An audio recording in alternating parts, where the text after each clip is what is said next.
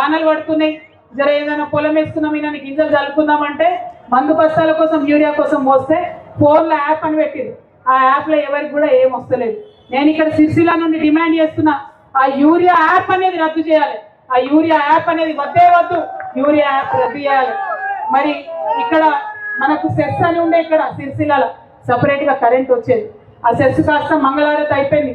దాన్ని ప్రైవేట్ వ్యక్తులు కబ్జా పెడదామని చూస్తే లాస్ట్కి అటు ఇటు అయింది, అది మొత్తం గవర్నమెంట్లో కలిసిపోయింది. మరి ఇక్కడ స్థానికంగా ఉన్న ఎమ్మెల్యే గారు కేటీ రామారావు గారు సెస్సార్లో కలిసిపోతుంటే కూడా ఒక్క మాట కూడా మాట్లాడలే. మరి మొన్నటికి మొన్న ఈ కాంగ్రెస్ ప్రభుత్వం రైతుల మీద కుట్రతోని సపరేట్గా రైతులకు డిస్కౌంట్ పెడతామని అంటే రైతుల కరెంటు నిండా ఎత్తగొట్టే ప్రయత్నం చేస్తే కూడా మీ సిరిసిల్ల ఎమ్మెల్యే రామారావు గారు ఒక్క మాట కూడా రైతు డిస్కౌంట్ గురించి మాట్లాడలే. అంటే రైతు డిస్కౌంట్ కావాలనా వద్దనా ఏందన్నది కూడా ఒక మాట ఇక్కడ ఉన్న ఎమ్మెల్యే గారు చెప్పాలి. అంటే ఆయనకు తీరుకుండదు అనుకో, అందరూ వీకెండ్ వచ్చిపోతాడు కాబట్టి మిగతా టైంలో దొరకదు కాబట్టి ఆ తీరిక లేక మరి ఆయన మాట్లాడలేదేమో నాకు తెలియదు. ఇక అది పక్కన పెడదాం. ఈ సమాజంలో ఈ తెలంగాణలో మనకు కావాల్సింది ఏంటి? సామాజిక న్యాయం కావాలి, అందరం బాగుండాలి. అది బీసీలు కావచ్చు, బీసీలలో కూడా చాలా పేదవాళ్ళు ఉన్నారు, ఎస్సీల కన్నా పేద పరిస్థితిలో ఉన్న వాళ్ళు ఉన్నారు. ఎస్సీలలో అయితే చెప్పే అవసరం లేదు, దారుణంగా ఉన్నది. ఎస్టీల పరిస్థితి కూడా అట్లనే ఉన్నది, ముస్లింల పరిస్థితి ఇంకా దారుణంగా ఉన్నది. మరి వీళ్ళందరూ బాగుండాలంటే సామాజిక న్యాయ తెలంగాణ కావాలని మేము కోరుకుంటా ఉన్నాం.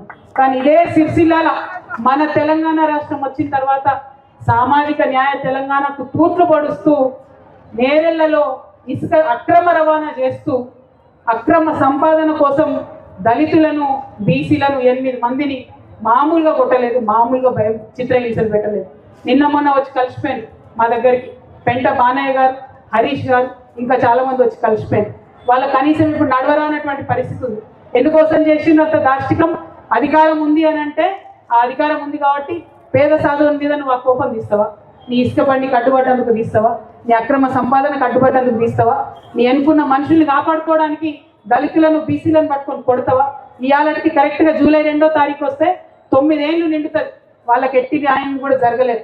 మరి పరామర్శించిపోయారు, కేటీఆర్ గారు కూడా వచ్చి పరామర్శించిపోయారు. అయ్యో పోలీసు వాళ్ళు కొట్టిరా నాకు తెలియదు అన్నాడు, కానీ ఇంతవరకు న్యాయం జరగలేదు. ఆ తర్వాత రేవంత్ రెడ్డి వచ్చిపోయిండు, కేటీఆర్ మీకు న్యాయం చేస్తలేడు నేను చేస్తా అన్నాడు, ఆయన కూడా అట్టే పోయిండు. మధ్యలో బండి సంజయ్ వచ్చిపోయిండు, ఎవరు న్యాయం చేస్తలేరు నేను చేస్తా అని. ఇవాళ బండి సంజయ్ గారు నేను డిమాండ్ చేస్తా ఉన్నా, కేంద్ర ఎస్సీ ఎస్టీ కమిషన్ దగ్గర నేరెళ్ళ ఇసుక బాధితుల కేసు పెండింగ్ ఉంది, దాని సంగతి ఏమైందో బండి సంజయ్ గారు చెప్పాలి. మీరు ఈ ప్రాంత ప్రజల ఓట్లు వేసుకొని ఎంపీగా గెలిచిండ్రు, ఇవాళ మంత్రి అయినరు.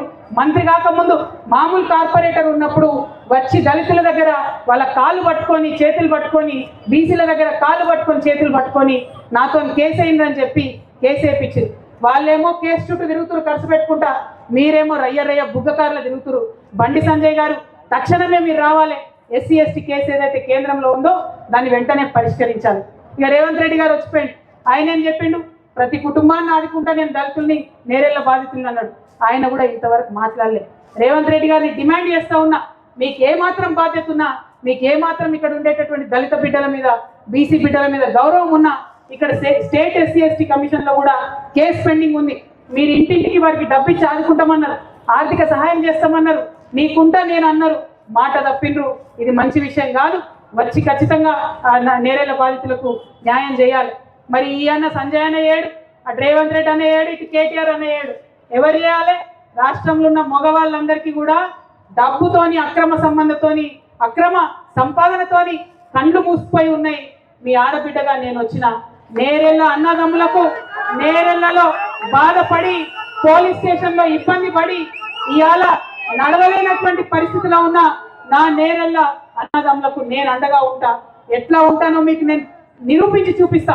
ఒక వారం 10 రోజులల్లా నేరెళ్ళ బాధితుల వాళ్ళ ఇంటికి పోతా, నేను నిరూపించి చూపిస్తా. న్యాయం చేయాలనుకుంటే, గుండెలో నీతి ఉంటే ఎట్లా చేయగలుగుతాం అన్నది నేను చేసి చూపిస్తా. నేరెళ్ళ బాధితులకు టీఆర్ఎస్ పార్టీ అండగా ఉంటుందని ఈ సందర్భంగా నేను తెలియజేస్తా ఉన్నా.